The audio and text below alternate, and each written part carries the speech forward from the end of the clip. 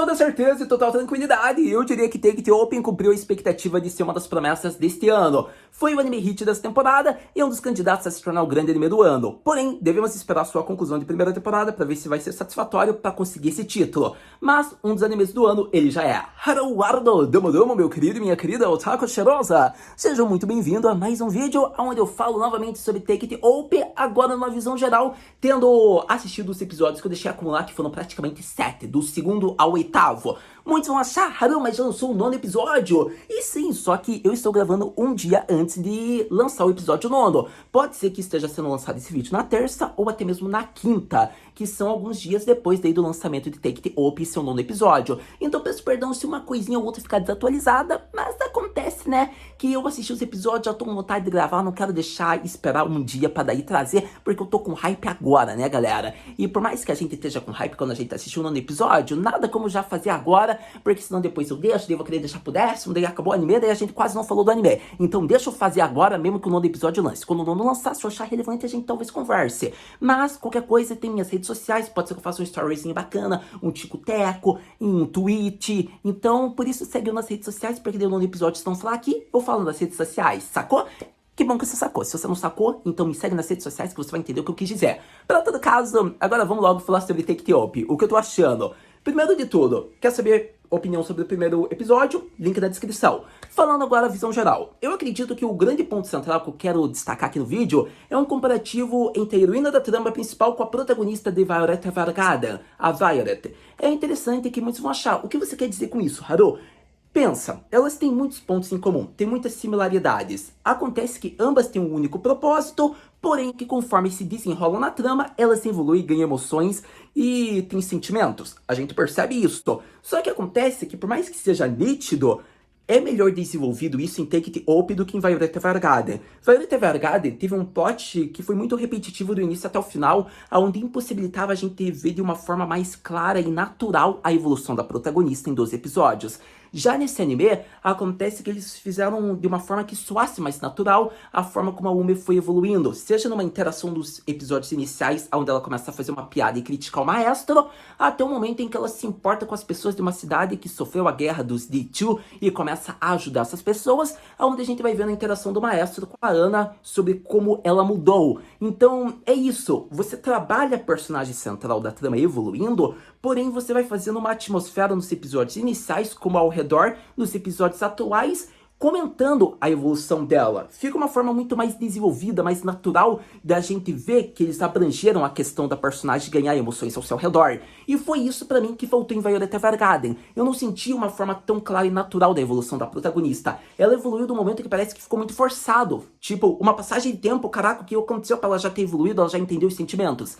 E acontece que aqui em Take It Open, a gente vê na trama, no tempo de tela mesmo que foi mostrado, não precisa fazer off-screen. Então, eu diria que Take It Open conseguiu trabalhar algo que era vital para Violet Evergarden, que o mesmo não conseguiu ser superior a Take It Open. Então já é o primeiro comentário, que é um dos pontos centrais. Eles conseguiram evoluir de uma forma natural a heroína principal da trama, onde merece palmas, reconhecimento e destaque. Por conta de que Take It Open estava tendo problemas da animação, da produção, pelo que estão dizendo, por conta de que tem muitos diretores e está tendo muitos estúdios, não é só o Madhouse, é Estúdio Mapa, que está terceirizando para outros estúdios animarem. Então com isso tem muita staff, e a gente poderia ver problemas. E não, a gente não viu. Na questão da trama, eles estão conseguindo fazer de uma forma natural. O problema seria se fosse só, eu vou atacar de tio, eu vou atacar de tio, eu vou atacar de tio. Nossa, eu evoluí, perdi quase meu maestro. Assim seria forçado. Mas não, a gente tá vendo alguns episódios que não foca na batalha e vai envolvendo a heroína principal, o cotidiano, até a jornada deles, a interação gostosa. E com isso fica um anime satisfatório, cativante, gostosinho de ver a evolução, ver o plot principal e abranger a história, o plot deles. Então não tem como, eles arrasaram nessa parte, então merece reconhecimento, que era um dos pontos vitais, e eles cativaram, fizeram com sucesso, que é a evolução, o amadurecimento da heroína principal da trama, que com isso eu já digo, é impossível, após o 8º episódio ter sido lançado, a Crosseto voltar. Vai ser um baita furo de enredo, eu não quero saber de Crosseto. O Crosseto apareceu no episódio 2 e morreu, que continue morta, por conta de que agora quem vive no corpo dela é a Ume-chan. E acontece que, pra mim, seria um absurdo eles façam com que, por mais que ela seja uma musicato irregular, que ela dê a vida pra Crosseto voltar. Pra mim é fora de cabimento, isso não pode acontecer, por conta de que eles trabalharam de uma forma que o luto foi mostrado, a Ana já reconhece a perda que teve, o maestro também, e eles dão espaço agora e reconhecem a Umi como uma companheira parte da família deles. E após começar a falar um pouco sobre a Coseta, vamos falar um pouquinho mais dela, só que numa relação do passado envolvendo o protagonista que foi administrado e mostrado no episódio 2. É interessante esse ponto, galera do meu coração, por conta que eu quero que vocês pensem comigo, que trabalhar o passado já no episódio inicial ficou de uma forma muito natural, por conta de que eles mostraram a evolução e amadurecimento da personagem conforme iria se desenrolando ao longo da jornada. Então é interessante que o episódio 1 dá muito uma visão central sobre eles já na estrada, e o episódio 2 vai fazendo com que os demais episódios mostrem eles na estrada, até chegar um momento que fica natural o episódio 1 num encaixe na história central. Então ficou uma forma natural, não ficou confuso, e a grande questão é que a gente viu que praticamente o protagonista, ele teve, digamos, a perda, né, do seu Oyadi. Acontece que com isso ele continuou recluso, só fazendo suas músicas. A gente viu que uma família era muito grata ao pai do protagonista, de modo que as filhas, né, ficaram cuidando, digamos que do protagonista, ficaram tendo um clima familiar com ele por uma dívida ao grande Oyadi. E é interessante isso por conta de que a personagem central, né, que era a Crosseto, que deu espaço para o Ume-chan, pelo menos o corpo, ela queria muito que o protagonista mostrasse e cativasse a todos com a sua música, até porque ia rolar um evento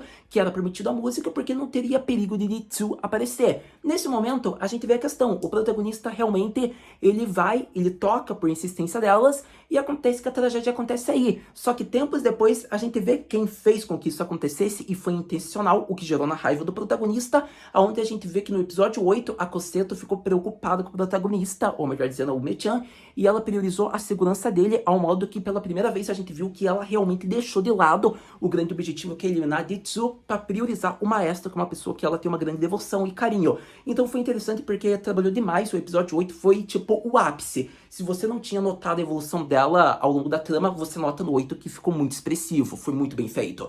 Só que acontece que é interessante, porque com isso foi trabalhado mais o elo da Cosseto, digamos que a questão do luto, e a gente remete ao episódio 2, quando a gente vê a perda dela. E com isso é interessante, porque com a perda da Cosseto, a gente vê que, devido aos sentimentos do protagonista e aparentemente uma pedra mágica que ela continha, que era uma pedra da harmonia ou algo assim que foi explicado no início da trama, conseguiu fazer com que ocorresse uma transformação. E essa transformação surgiu na Musicato, que são, digamos, seres especiais que são criados através da música. E assim, o protagonista virou o condutor, né, digamos que da Musicato, que existiu através da Ume-chan. E com isso ficou muito bom, por conta de que foi explicado de uma forma satisfeita, de uma forma simples, a questão de como ocorreu esse fenômeno existindo, tanto para o protagonista como para ela. Mas com isso é interessante de ver que ela se tornou uma Musicato irregular de certa maneira, mas eles são seres especiais de certa maneira, até mesmo o protagonista, por conta de que um dos antagonistas no 7º ou 8º episódio viu que o protagonista possui uma força física surpreendente, e não é uma força física natural, é como talvez se fosse atrelado a esse fenômeno. Talvez a questão de condutor do protagonista seja um elo muito mais próximo, digamos, com a Musicato, que talvez ele possa ter um aprimoramento físico muito aprimorado, algo que nenhum condutor de forma natural consegue realizar, por conta de que o fenômeno aconteceu para eles de forma irregular. Enfim, a gente não sabe ainda o que pode esperar, é uma questão que fica aí, digamos que em aberto, se vai ser desenvolvido o poder físico, aparentemente, do protagonista.